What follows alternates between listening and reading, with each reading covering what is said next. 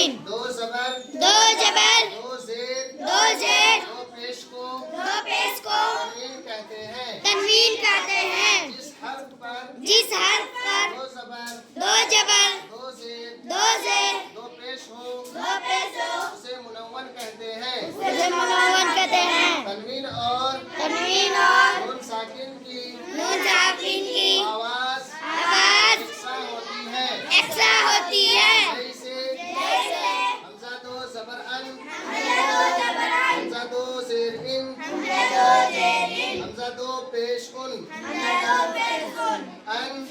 ان ان ان ان ان سبق نمبر 4 سبق نمبر 4 تنوین تنوین دو زبر دو زبر دو زیر دو زیر دو پیش کو دو پیش کو تنوین کہتے ہیں تنوین کہتے ہیں اس حرف پر جس حرف پر دو زبر دو زبر دو زیر دو زیر دو پیش ہو دو پیش ہو اسے منون کہتے ہیں اسے منون کہتے ہیں تنوین اور تنوین اور نون ساکن کی آواز نون ساکن کی آواز یکساں ہوتی ہے یکساں ہوتی ہے جیسے جیسے حمزہ دو زبر ان حمزہ دو زبر ان حمزہ دو زیر ان حمزہ دو زیر ان حمزہ دو پیش ان حمزہ دو پیش ان ان ان ان ان ان سبق نمبر 4 سبق نمبر 4 تنوین تنوین دو زبر دو زبر دو زیر دو زیر دو پیش کو دو پیش کو تنوین کہتے ہیں تنوین کہتے ہیں اس حرف پر جس حرف دو پر زبر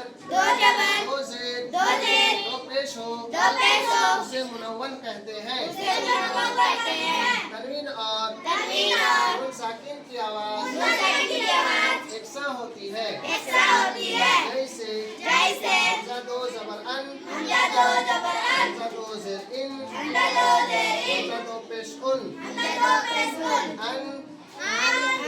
ان ان سوال نمبر 1 سوال نمبر 1 تنوین کسے کہتے ہیں تنوین کسے کہتے ہیں جواب جواب دو زبر دو زبر دو زیر دو زیر دو پیش کو دو پیش کو تنوین کہتے ہیں تنوین کہتے ہیں سوال نمبر 2 سوال نمبر 2 منون کسے کہتے ہیں منول کسے کہتے ہیں جس حرف پر جس حرف پر دو زبر دو زبر دو زیر دو زیر دو پیش ہو دو پیش کو